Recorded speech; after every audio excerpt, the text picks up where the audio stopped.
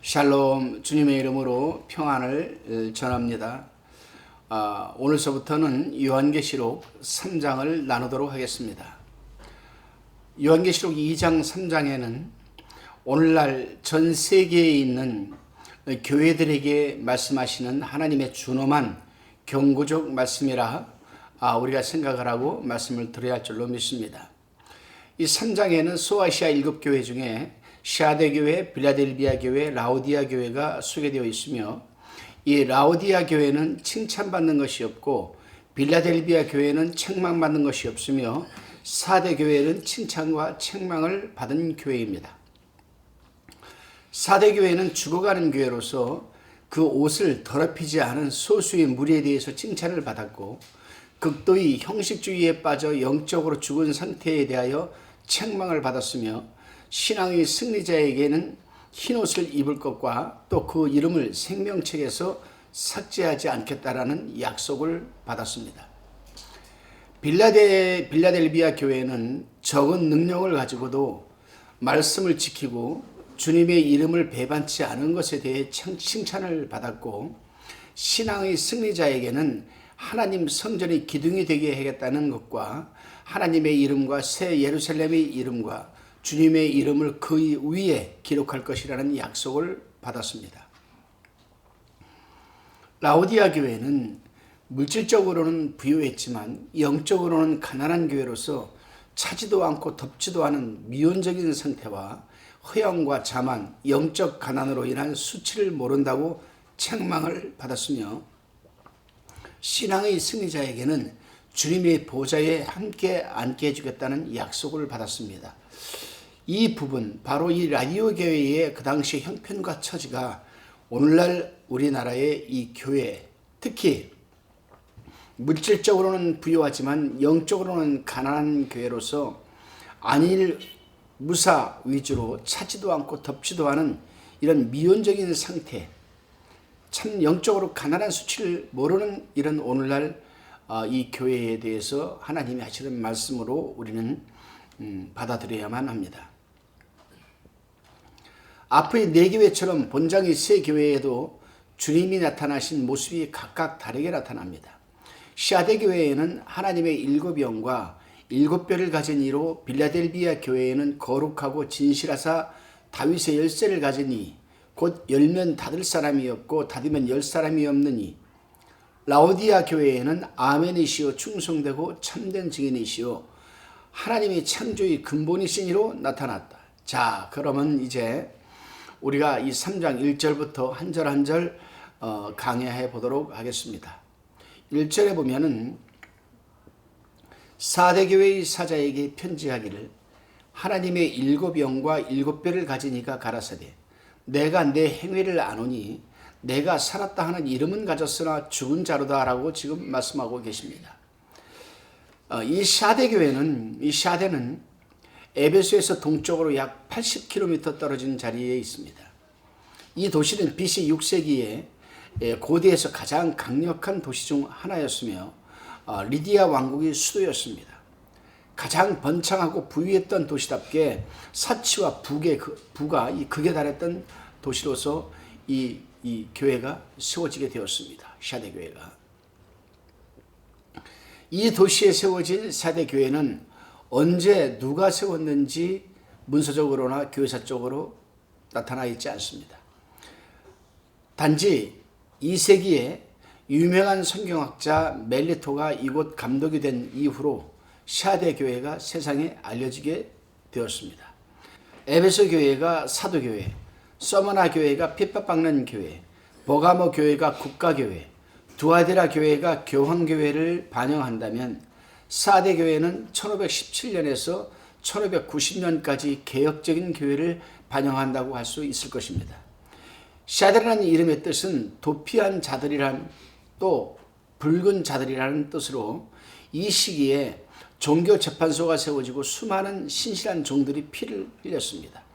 이 샤데 교회 안에는 니골라당이나 발람의 교훈이나 이세벨을 따르는 자들은 없었지만, 음란, 사치, 퇴폐, 풍조에 밀려 살아보려고 애를 썼지 그런 교회였었습니다. 그렇지만 애를 썼지만 실제적으로는 무기력하고 죽어가고 있었습니다. 하나님의 일곱 영이라 했습니다. 하나님의 일곱 영과 일곱은 전체와 완전을 뜻하는 수로서 일곱 영은 모든 것을 보시는 편재하는 성령을 뜻합니다. 여기서 그리스도는 하나님의 일곱 영을 가지신 분으로 묘사되고 있는데 영화된 그리스도는 일곱 교회의 형편을 꿰뚫어 볼 뿐만 아니라 온 우주를 다 채우는 하나님의 영으로 존재하시는 분이십니다. 그런데 일곱 별을 가진 이가 가라사대라고 합니다. 이 일곱 별은 일곱 교회를 보호하고 보존하기 위해서 존재하는 일곱 천사를 뜻합니다. 주님은 교회의 사자들을 붙들고 계시므로 아무리 타락하고 무기력한 교회라 할지라도 교회에 대한 한결같은 사랑과 관심을 우리 주님은 갖고 계시는 겁니다. 내 행위를 아노니라고 했습니다. 주님은 사대교회의 형편과 그가 행한 모든 일을 알고 계신다고 말씀합니다. 하나님의 일곱 영을 가지신 분이라면 전지하신 것이 분명합니다. 모든 것을 꿰뚫어 보시는 그의 눈앞에는 아무것도 숨길 수가 없지요. 주님은 완전하게 보시고 철저히 아시며 공정하게 판단하실 수 있는 분이십니다. 여기서 안다라는 말은 내 행위를 아노니 안다. 이 안다라는 말은 내가 보는 것이 정확하다는 의미가 내포되어 있는 말씀입니다. 그렇죠. 우리 주님은 상처나 하지에 천지 충만히 편지 충만하고 계시면서 모든 사물, 교회뿐만이 아니라 일반사적인 모든 범우주적으로 정확하게 주님은 보고 판단하고 계시다 이 말씀입니다. 살았다 하는 이름은 가졌으나 죽은 자로다. 이 사대교회의 모습이죠. 사대교회는 경건의 모양은 있었습니다. 그러나 능력이 없었습니다. 겉으로 살아있는 것처럼 보입니다. 명성에 걸맞는 여러 가지 활동, 프로그램, 예배, 봉사 등이 별 무리 없이 보이지만 그 모든 것이 생명 없는 형식에 불과한 것이었습니다. 하나의 일종의 교회를 유지시키기 위한 커리큘럼에 불과한 거라 이 말이죠, 여러분. 그러다 보니 그들은 입으로는 주님을 가까이 하고 입술로는 그를 존경한다고 했지만 마음은 이미 생명에서 떠나 있는 그런 교회가 바로 사대교회. 오늘날 여러분 한국 교회가 아닌가 생각을 하게 됩니다. 그렇습니다. 1절 우리가 지금 보면서 이 시대의 중대형 교회들이 모습이 이런 모습이 아닌가 생각을 합니다. 이 1절의 말씀을 경고의 말씀으로 받아들여야 합니다. 2절에 너는 일깨워 그 남은 바 죽게 된 것을 굳게 하라. 내 하나님 앞에 내 행위 온전한 것을 찾지 못하였노니 라고 이렇게 말씀하십니다. 너는 일깨우다는 말은 항상 정신을 차리고 깨어 있으라는 뜻입니다. 여기서 영어로는 wake up이랍니다. wake up, 깨어나다, wake up, W-A-K-E-U-P, wake up, 깨어나다와 조심하다라는 뜻, 조심하다, be watchful이라고 그러죠. 그러니까 다시 말하면 wake up, be watchful, 깨어나고 조심해라. 이게 병행해서 쓰인 말씀입니다. 너는 일깨워. 아무리 죽을 처지에 있어도 정신만 차리면 사는 길이 있기 때문에 아니겠습니까, 여러분? 그 남은 바 죽게 된 것을 굳게 하라고 했습니다. 이 말은 모두가 다 죽은 것이 아니고 그 남은 바 아직도 살아남아 있음을 뜻하는 거지요. 그러나 그들 역시 죽기 일보 직전에 지금 처해 있는 상황을 지금 말하는 겁니다. 그 남은 바 죽게 된 것을 그래 아직 다 죽지는 않았다 사대교회야. 그렇지만은 그 남은 죽게 된 것을 굳게 붙들어라. 그 말씀입니다, 여러분. 샤대가 죽었다는 선고는 받았지만 아직도 회생할 수 있는 가능성이 있음에 오늘날 우리 한국교회도 큰 위로를 받고 다시금 여러분 우리는 죽게 된 것을 살려야 되지 않겠습니까? 제가 요즘 이렇게 다니다 보면은 많은 목사님들이 저한테 그런 말을 해요. 목사님 이제는 은퇴 후에 노후를 생각해야 하지 않겠습니까?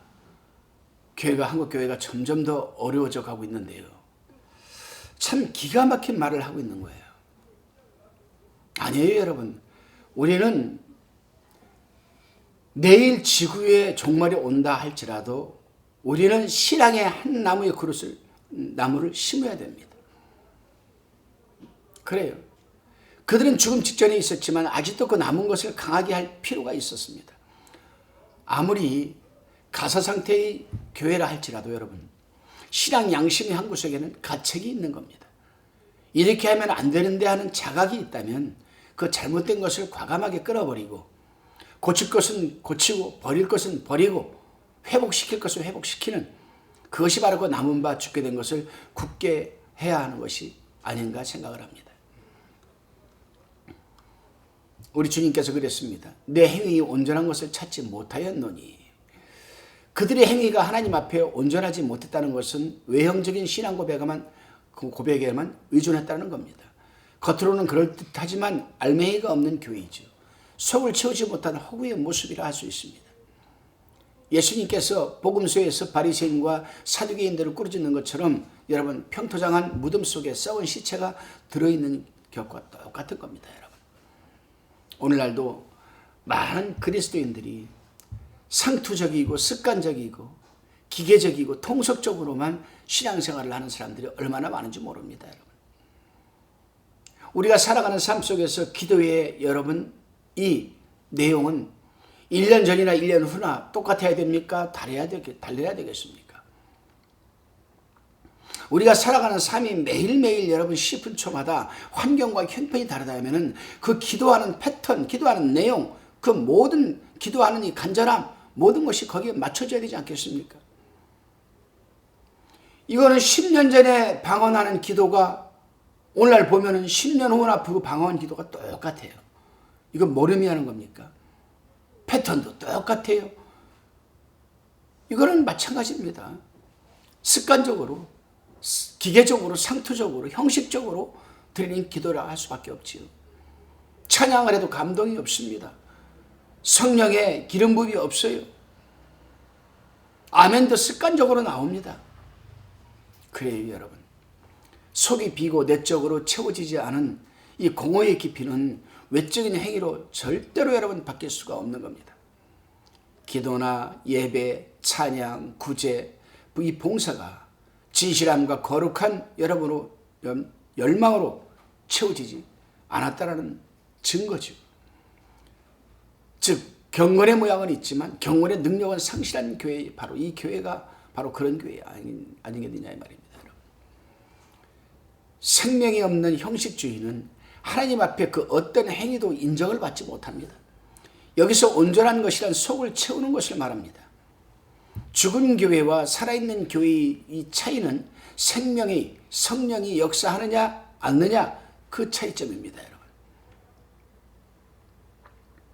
한번 보십시오. 여러분, 어떤 목사는 밤 12시까지 말씀 연구하고 기도하고 그렇게 속을 채워서 나가요. 속을 채워서.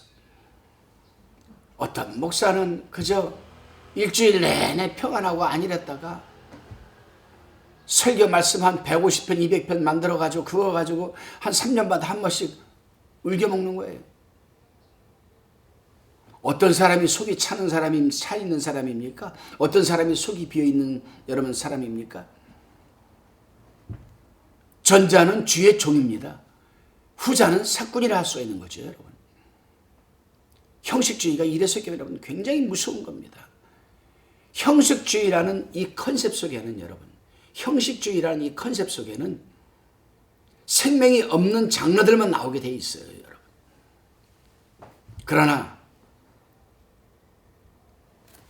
온전한 것, 진실주의, 성령의 감동과 이 인도함주의 속에는 여러분 생명이 있는 장르들만 나오게 되어 있습니다.